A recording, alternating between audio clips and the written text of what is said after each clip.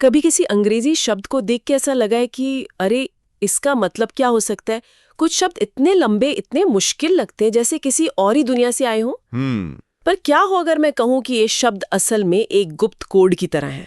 और आज हम उस कोड को क्रैक करने की चाबियां देने वाले हैं। बिल्कुल। और ये चाबियां शब्दों के बहुत छोटे छोटे हिस्सों में छुपी हैं। जी, जिन्हें हम प्रत्यय यानी सफिक्सेस कहते हैं। हमारे पास अंग्रेजी के कुछ ऐसे ही प्रत्ययों की एक सूची है। हाँ। और आज हमारा मकसद सिर्फ इनका मतलब जानना नहीं है, बल्कि ये समझना है कि कैसे ये छोटे से हिस्से भाषा को इतना शक्तिशाली औजार बनाते हैं। तो चलें इस कोड को तोड़ दें। चलिए, तो किसी भी कोड को समझने के लिए सबसे पहले उसके सबसे बुनियादी हिस्सों को पकड़ना होता है ना। सही बात है। हमारी सूची में सबसे पहले कुछ ऐसे ही प्रत्यय हैं जैसे इटी। स्रोत में इसके उदाहरण है क्रिएटिविटी और इक्वालिटी। हाँ। रचनात्मकता और समानता। इसका काम क्या है? इसका काम बड़ा मजेदार है। ये किसी क्वालिटी को, मतलब एक विशेषण को पकड़कर उसे एक आइडिया या भाव में बदल देता है। बिल्कुल। जैसे क्रिएटिव होना एक क्वालिटी है और ITY लगाकर हमने उसे क्रिएटिविटी बना दिया। अच्छा। मतलब उस क्वालिटी का एक नाम दे दिया। हाँ। इसी तरह इक्वल से इक्वालिटी, ये एक अदृश्य गुण को एक ठोस नाम दे देता है। हाँ, तो ये एक तरह का ट्रांसफॉर्मर है जो किसी की विशेषता को एक पूरी अवधारणा में बदल देता है। सही पकड़ा। इसी तरह के कुछ और बुनियादी औजार हैं जैसे लेस और ली।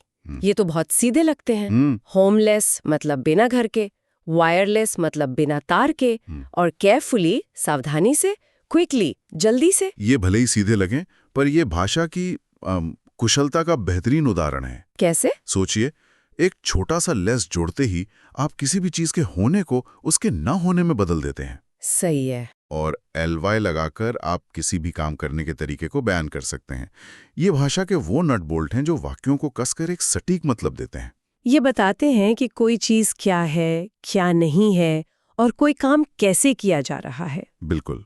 ठीक है, तो ये तो भाषा के सबसे सीधे सादे औजार हो गए। लेकिन भाषा सिर्फ वर्तमान के बारे में तो नहीं होती है ना? नहीं, बिल्कुल नहीं। कुछ शब्द अपनी जड़ों में सदियों का इतिहास छिपाए होते हैं, एक टाइम मशीन की तरह। चलिए कुछ ऐसे ही शब्दों की पड़ताल करते हैं। जो हमें सीधे प्राचीन मान्यताओं की दुनिया में ले जाते हैं। हाँ, जैसे कि मैंसी। मैंसी, ये सिर्फ एक शब्द नहीं है, ये भाषा में छिपा एक टाइम कैप्सूल है। Time capsule. जी। मैंसी जैसे प्रत्यय हमें याद दिलाते हैं कि हमारे पूर्वज दुनिया को कैसे देखते थे। एक ऐसी जगह जहां जवाब सितारों में, आग में या धरती के पैटर्न में छिपे होते थे। अच्छा, जैसे जियोमैंसी या पायरोमैंसी। भू ज्योतिष और अग्नि ज्योतिष। ये शब्द दिखाते हैं कि इंसान हमेशा से भविष्य को जानने के लिए कितना उत्सुक रहा है। तो भाषा यहाँ सिर्फ संवाद का साधन नहीं है, बल्कि हमारी सांस्कृतिक विरासत का एक जीवंत संग्रहालय भी है। क्या बात है, बिल्कुल सही। वाह!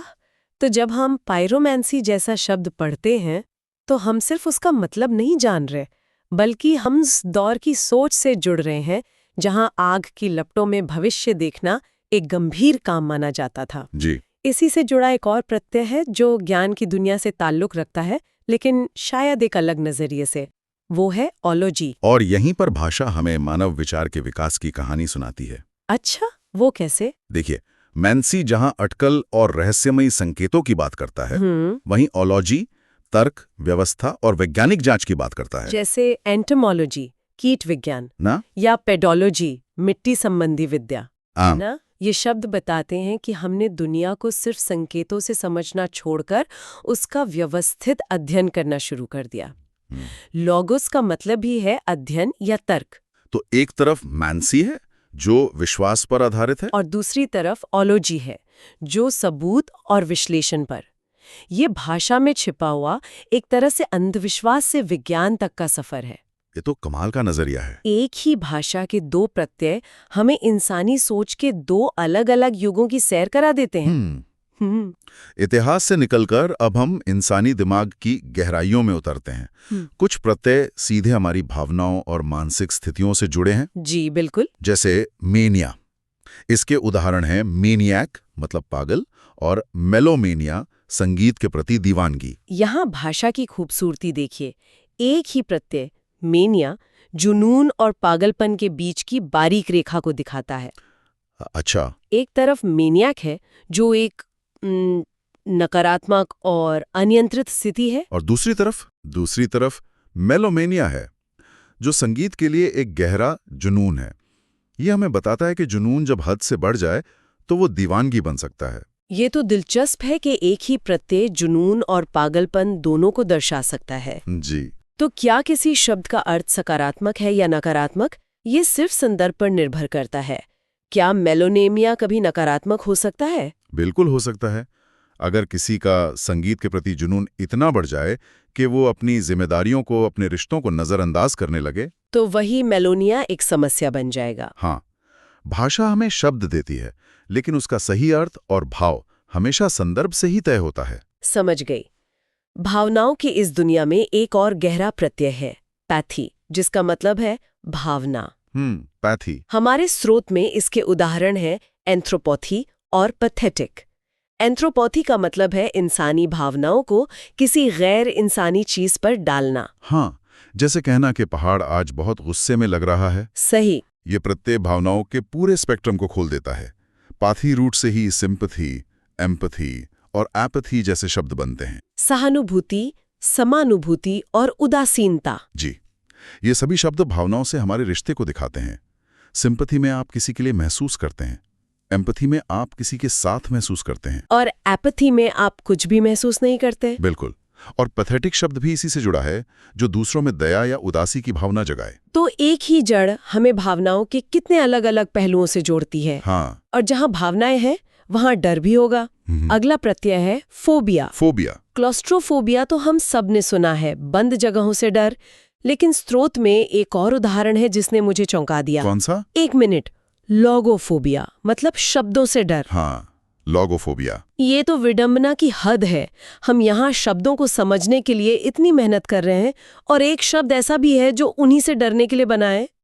क्या ना? बहुत ज्यादा। मुझे इसके बारे में और जानना है। लेकिन यहाँ एक गहरी मनोवैज्ञानिक सच्चाई छिपी है। क्या? किसी डर को एक नाम देना, जैसे क्लोस्ट्रोफोबिया या लोगोफोबिया, उसे समझने और उसका सामना करने की दिशा में पहला कदम है। अच्छा। जब तक डर अनाम रहता है वो बहुत बड़ा और काबू से बाहर लगता है। लेकिन जैसे ही भाषा उसे एक नाम देती है, वो एक पहचानी हुई मेडिकल कंडीशन बन जाता है, जिसका इलाज हो सकता है। बिल्कुल। इस तरह भाषा यहाँ सिर्फ डर को परिभाषित नहीं कर रही, बल्कि वो उसे काबू में करने का एक मनोवैज्ञानिक औजार भी बन रही है। वाह! तो किसी चीज को नाम देना उसे शक्तिहीन करने जैसा है। ये तो बहुत शक्तिशाली विचार है। तो हमने भावनाओं और डर को समझा। अब देखते हैं कि भाषा तर्क और सीमाओं को कैसे परिभाषित करती है। अगला प्रत्यय है सिम्युलो या सिमिलिस, जिसका मतलब है मिलते जुलते या एक जैसे। हाँ। और ये हमारे सीखने की प्रक्रिया के मूल में है। स्रोत में एक उदाहरण है असिमिलेट, जिसका मतलब है कुछ सीखना और अपनाना। अगर हम इस शब्द को तोड़ें तो इसका गहरा मतलब है किसी नई जानकारी को अपनी पहले से मौजूद जानकारी के समान बनाना। अच्छा, मतलब किसी नई चीज को पुरानी चीज से जोड़कर समझना। हाँ, आप किसी नई चीज को तब तक नहीं समझ सकते जब तक आप उसे किसी पुरानी चीज से जोड़ ना दें। तो असिमिलेट करना मतलब ज्ञान को अपने जैसा बनाना। और दूसरा उदाहरण है वेरी सिमिलर, यानी जिसमें सत्य का आभास हो। ये भी उसी समान होने के आइडिया से जुड़ा है। बिल्कुल। वेरी लैटिन शब्द वेरितास से आया है, जिसका मतलब है सत्य। और सिमिलर का मतलब है समान। तो वेरी सिमिलर का मतलब हुआ सत्य के समान। ये शब्द अक्सर कहानियों या कला के लिए इस्तेमाल होता है, जो सच नहीं होती लेकिन सच जैसी लगती हैं। तो समानता का ये एक विचार सीखने से लेकर सच्चाई की परत तक फैला हुआ है। जी, बहुत खूब। और अब टर्म या इना, जिसका मतलब है अंत या सीमा। इसके उदाहरण है डिटरमाइन और टर्मिनेट। टर्मिनेट का मतलब तो हम सब जानते हैं, समाप्त करना। हाँ, लेकिन डिटरमिन भी इसी विचार से जुड़ा है, जो शायद पहली नजर में ना दिखे। कैसे? जब आप कुछ डिटरमाइन करते हैं, यानी पता लगाते हैं, तो आप असल में अनिश्चितता को समाप्त कर रहे होते हैं। अच्छा। आप एक खोज या जांच की प्रक्रिया के अंत तक पहुंचकर एक निष्कर्ष निकालते हैं। तो दोनों ही शब्द किसी न किसी चीज की सीमा तय करने या उसे खत्म करने के विचार से जुड़े हैं। ये भाषा में व्यवस्था और स्पष्टता लाता है। बिल्कुल। क्रेसी, जिसका मतलब है सरकार या शासन। इसके उदाहरण तो हम रोज सुनते हैं। एरिस्टोक्रेसी यानी सबसे अच्छे या कुलीन लोगों का शासन, और ब्यूरोक्रेसी मतलब अफसरों का शासन। और यहीं से भाषा का एक सामाजिक एक्सरे शुरू होता है। सामाजिक एक्सरे, ये दिलचस्प है। कैसे? देखिए, ये शब्द सिर्फ परिभाषाएं नहीं है, ये शक्ति के केंद्र की तरफ इशारा करते हैं। एरिस्टोक्रेसी में एरिस्टोस का मतलब है सर्वश्रेष्ठ। हाँ। तो ये शब्द कहता है कि शासन सर्वश्रेष्ठ लोगों के हाथ में है। वहीं ब्यूरोक्रेसी में ब्यूरो का मतलब है डेस्क या ऑफिस। अच्छा, डेस्क। हाँ, तो ये शब्द एक तंज की तरह लगता है, डेस्क से चलने वाला शासन।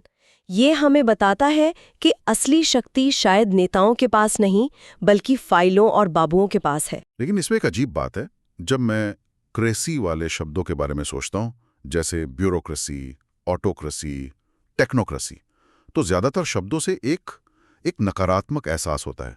बिल्कुल। ऐसा क्यों है? क्या भाषा हमें ये सिखा रही है कि किसी भी तरह की संगठित शक्ति पर शक करना चाहिए? शायद डेमोक्रेसी ही एकमात्र अपवाद है जिसे हम एक अच्छी चीज मानते हैं। ये एक बहुत गहरी बात है।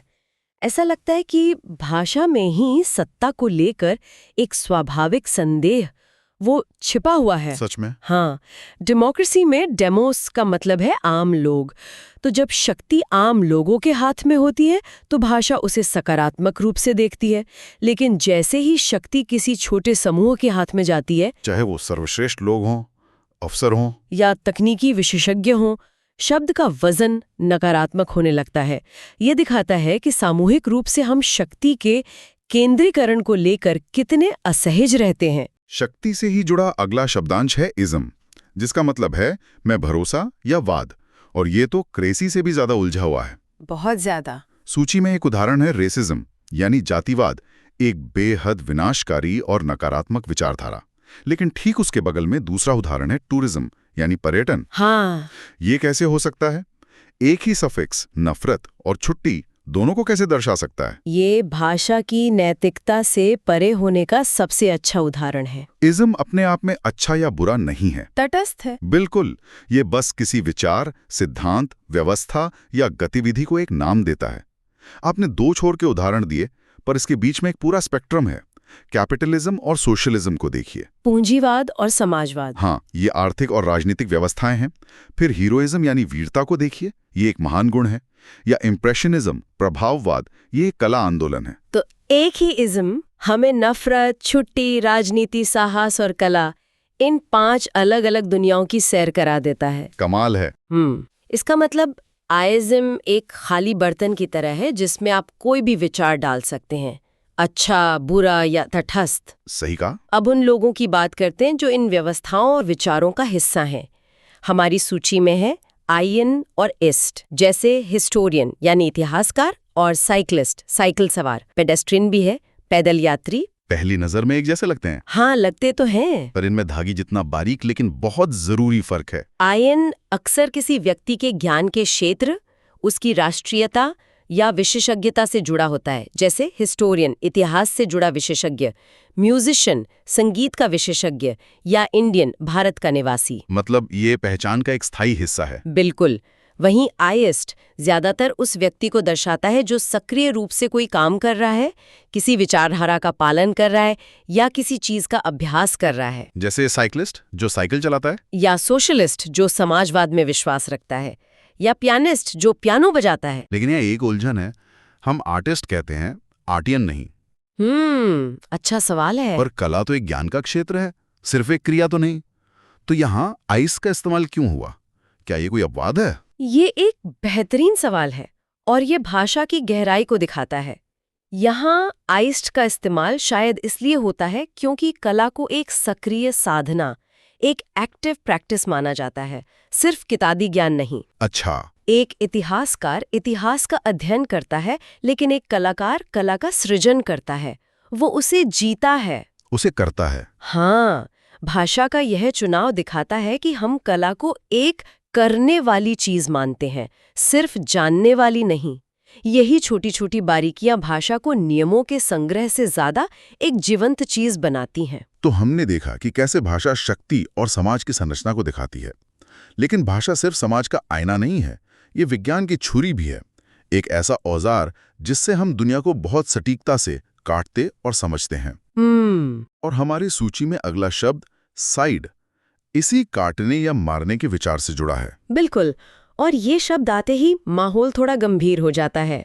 होमिसाइड यानी मानव हत्या, इंसेक्टिसाइड यानी कीटनाशक। विनाश का भाव साफ है। हाँ, दोनों में। ये लैटिन शब्द कैडिएरिस से आया है, जिसका अर्थ है काटना या मारना। हाँ, लेकिन जो उदाहरण मुझे सबसे ज्यादा चौंकाता है वो है इंसाइजर, हमारे आगे के दांत जो खाना काटने के काम आते हैं। हाँ, ये कमाल का उदाहरण है। ये तो अविश्वसनीय है। एक ही मूल शब्द हत्या के लिए इस्तेमाल हो रहा है, कीड़े मारने की दवा के लिए और हमारे मुंह के अंदर दांत के लिए भी। क्या ये भाषा की कोई भूल है? भूल नहीं, बल्कि ये भाषा की असाधारण कुशलता है। अच्छा। भाषा ने काटने के मूल विचार को पकड़ा और उसे अलग अलग संदर्भों में इस्तेमाल किया। होमिसाइड में होमी यानी इंसान के साथ जुड़कर ये इंसान को काटना या हत्या बन गया। ठीक है। इंसेक्टिसाइड में ये कीड़े को मारना बन गया। और इंसाइजर में इन यानी अंदर की ओर के साथ जुड़कर ये अंदर की ओर काटने वाला यानी हमारा दांत बन गया। वाह! ये दिखाता है कि भाषा कितनी तार्किक हो सकती है। एक जहरीली दवा और हमारे दांत एक ही भाषाई परिवार का हिस्सा है, क्योंकि दोनों का मूल काम एक ही है, काटना। काटने से ये जुड़ी एक और क्रिया है एक्टेमी, जिसका मतलब है सर्जरी द्वारा निकालना, जैसे एपेंडेक्टमी, अपेंडिक्स को हटाना।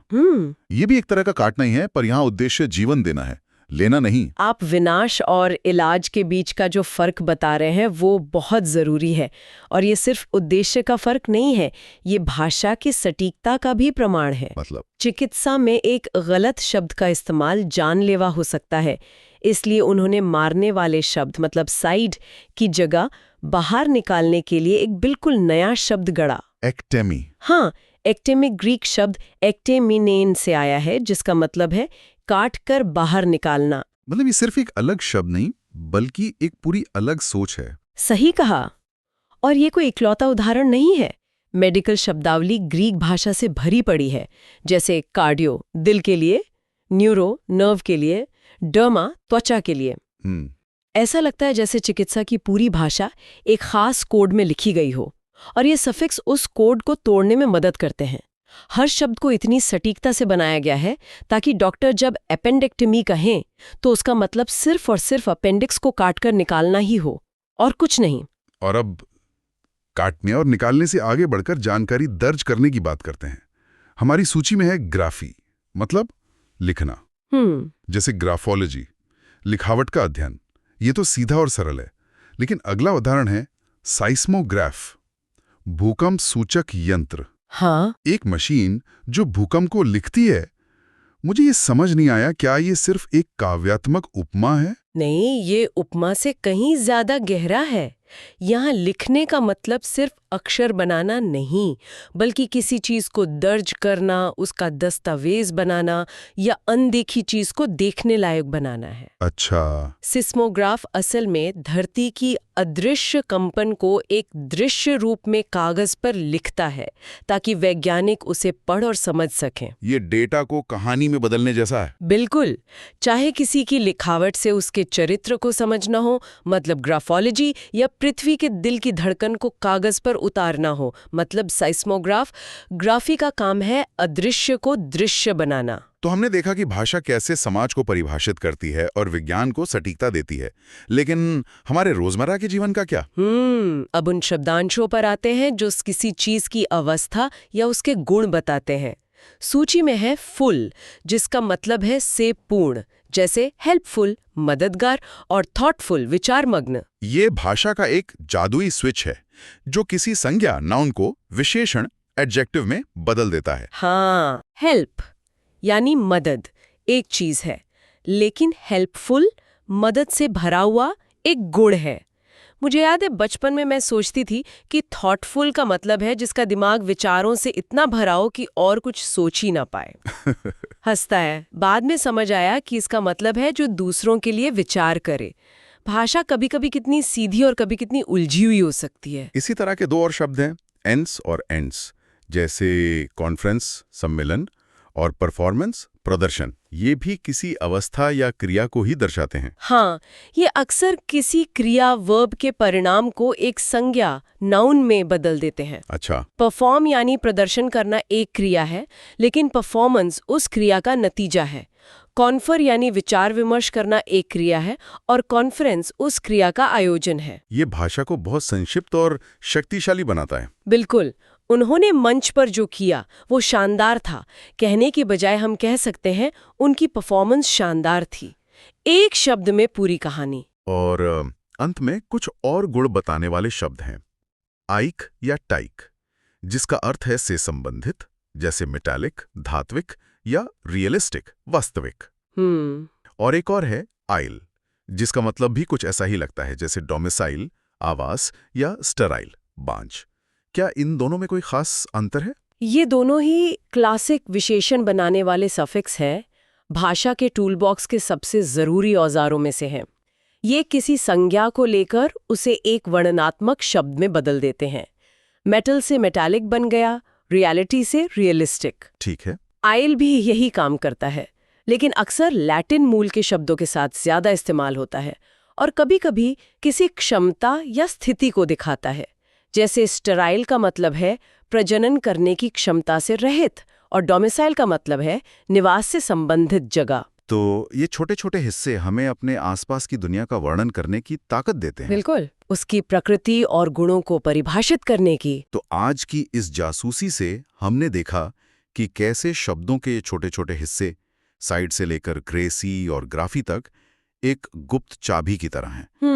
ये न केवल एक शब्द का बल्कि शब्दों के पूरे परिवार का अर्थ खोलते हैं और ये दिखाते हैं कि हम शक्ति, विज्ञान और अपने आसपास की दुनिया का वर्णन कैसे करते हैं। ये एक सूखी लिस्ट नहीं बल्कि भाषा के पीछे छिपी सोच का एक पूरा नक्शा है। और इसका सार ये है कि भाषा कोई बेतरतीब चीज नहीं बल्कि एक बेहद व्यवस्थित प्रणाली है। अगर हम सिर्फ शब्दों को रटने के बजाय उनके पीछे के तर्क और उनकी बनावट को समझें तो हम भाषा को ज्यादा गहराई से सीख सकते हैं और तेजी से भी। ये हमें उन नए शब्दों का अर्थ समझने में भी मदद करता है जो हमने पहले कभी नहीं देखे होंगे। अगर आपको पता है कि लॉजी का मतलब अध्ययन होता है तो आप किसी भी नए लॉजी शब्द का मतलब कम से कम अंदाजा तो लगा ही सकते हैं।